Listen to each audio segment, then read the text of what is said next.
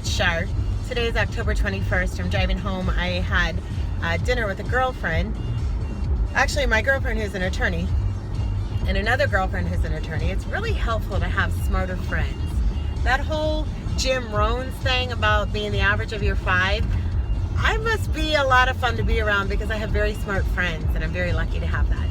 So tonight we're all together, and you know what? It's just having still a little bit of a bad taste in my mouth. I have a friend who's a tax attorney, and her life was completely devastated, turned upside down, very similar to what I'm going through right now. And her story will never be known.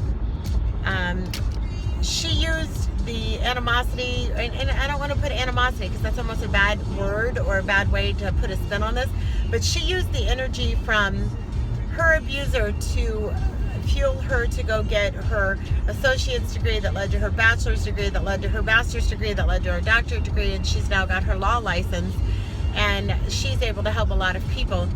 But in the course of it, her reputation has been completely annihilated.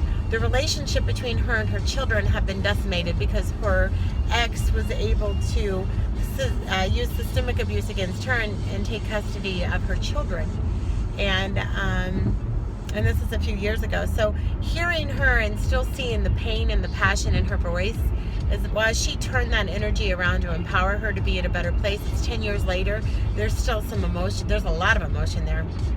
And so I absolutely know that bringing awareness to this cause and bringing awareness to how the system is continuing the abuse cycle is what just absolutely baffles me, is that I am, even today, Anthony was out posting things on Facebook. This is an event that happened almost 4 weeks ago. It is a misdemeanor offense here in Des Moines. Nobody's really thought about it, but Anthony every single day has found a way to bring this up online. Today I received, I get Facebook messages. All of my advertising and marketing is done through social media. I don't do a whole lot of print material.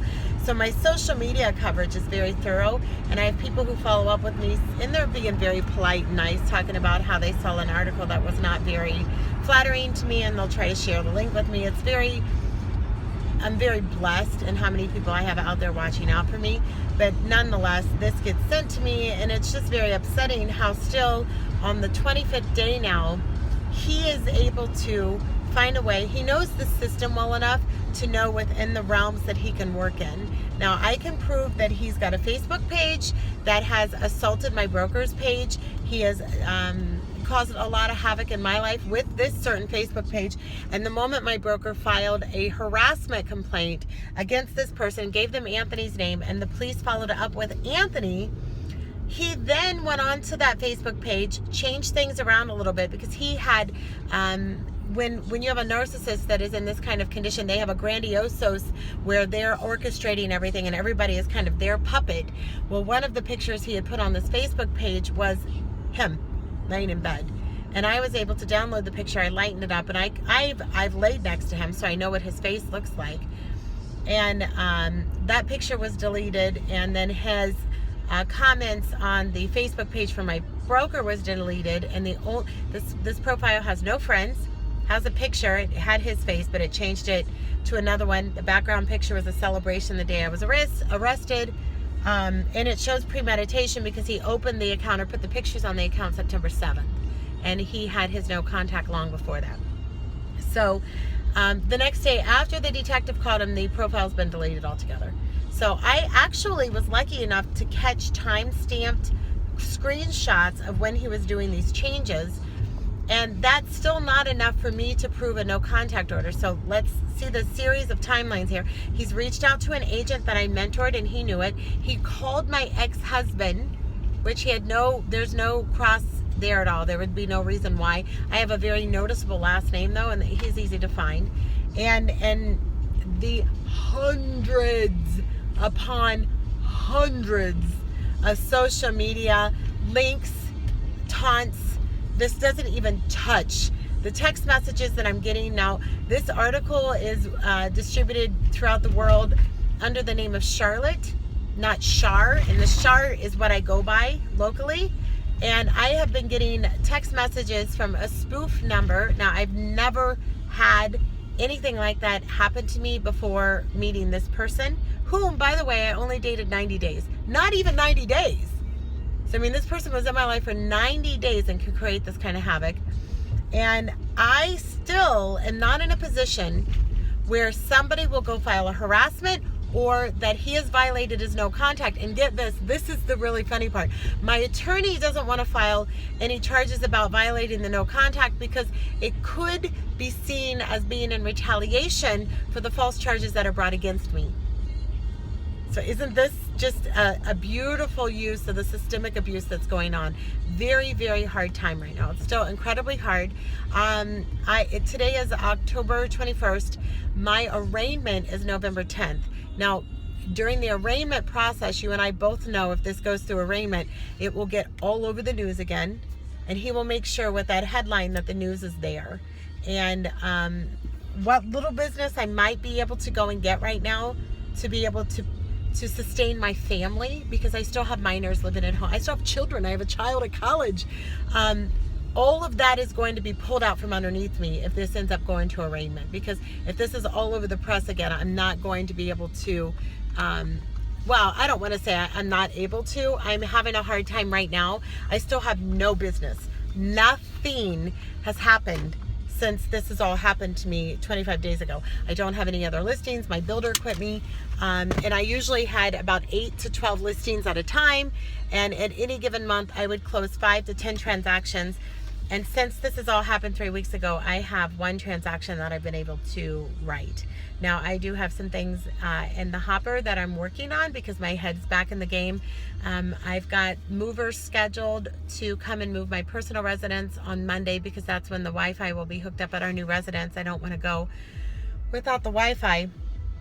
But this has just been a heck of a process. And you know what, these things of reconnecting with our girlfriends, reconnecting with each other, putting the positive videos out there really charged my soul. I ran into a friend tonight at the bookstore because I went by the bookstore. I'm hungry. I want to see, this is 365 ways to raise your frequency, my energy, my vibration, because I am feeling pretty worn down and I want to avoid getting my mindset into a victim mentality and just get ahead of the ball game. I just have to weather this part, because after this part is over and I can speak, then I can get some momentum towards those good things that are coming. But this is a really incredibly hard time right now. And that's an understatement. When I say hard, this is the hardest thing I've ever had to do in my life. And it amazes me how many people have distanced themselves from me because it's almost like a hot potato.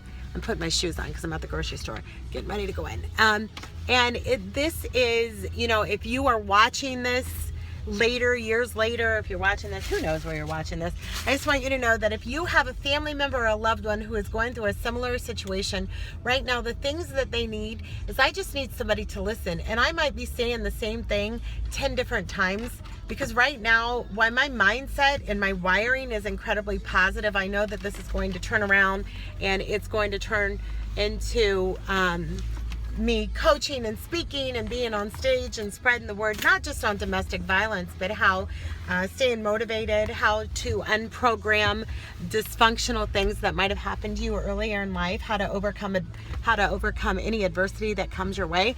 This shoe is really tough to get on. I know those are going to be my platforms. I mean, I can spend all day long dreaming about where this is going to go. And what I know is that our God is bigger than anything I can think of.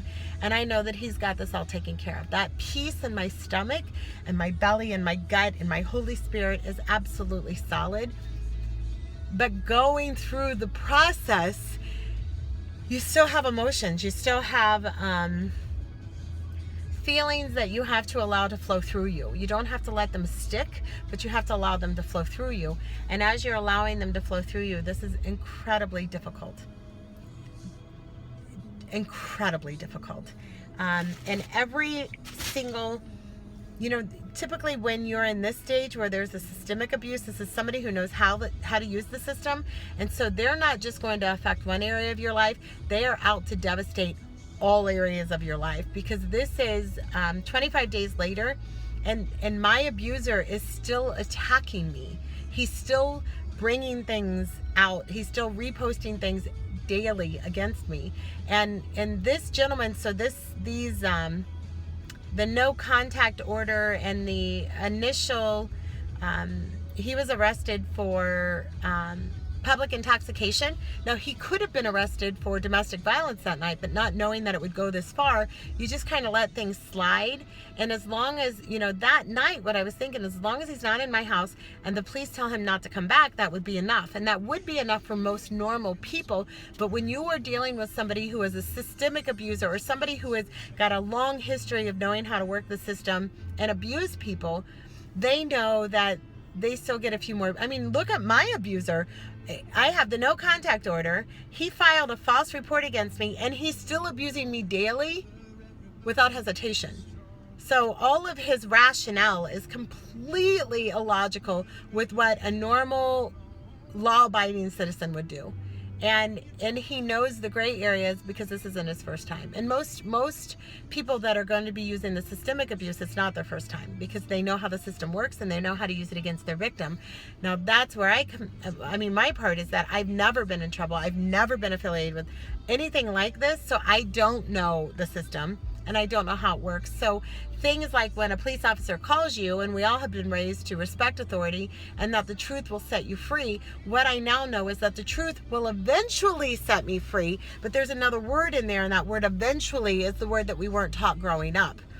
The truth will set you free. You tell the truth, that will set you free. That is not the case when you're dealing with somebody who is using systemic abuse. They know that the truth will lock you up, because they're used to twisting the truth in a way that will benefit them. And I had no clue about any of that. I got ran over by like a freight train on this. So just wanted to give an update on today of what's going on.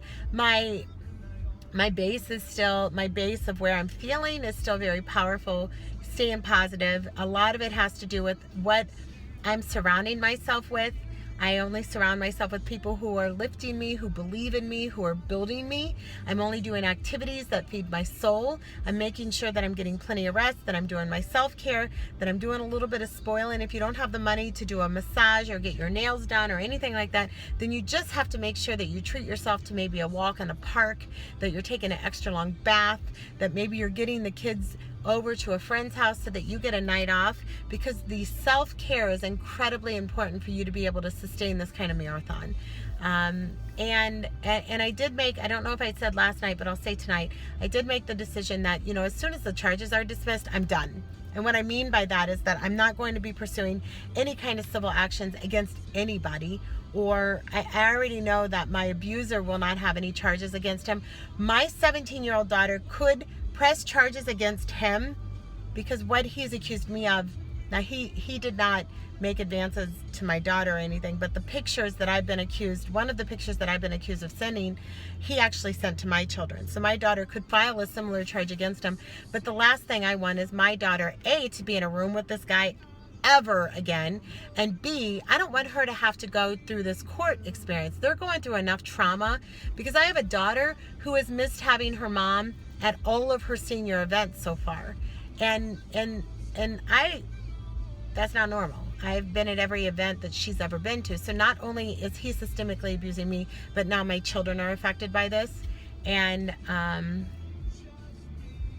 there needs to be more awareness brought to all this. So my goal is that I know that this is big. My faith in God is unshakable. In every area that this keeps twisting and turning, God has created a warrior in me that can withstand the storm, to make sure that I bring awareness to help other people. But if you're one of those people that don't have the support system, that doesn't have the friends, that don't have the financial, and I don't have the financial means. I mean, I have to share with you that I'm a little worried as far as what my future income is going to be, because I don't know what that's going to look like. Before this moment, I mean, I know I did my work. I showed up every day. I knew my numbers. I knew what I needed to do to be able to make the income I wanted. But right now, it's just a loose variable. So just wanted to provide an update. Tomorrow is Saturday. I've got a showing of a buyer out in the morning.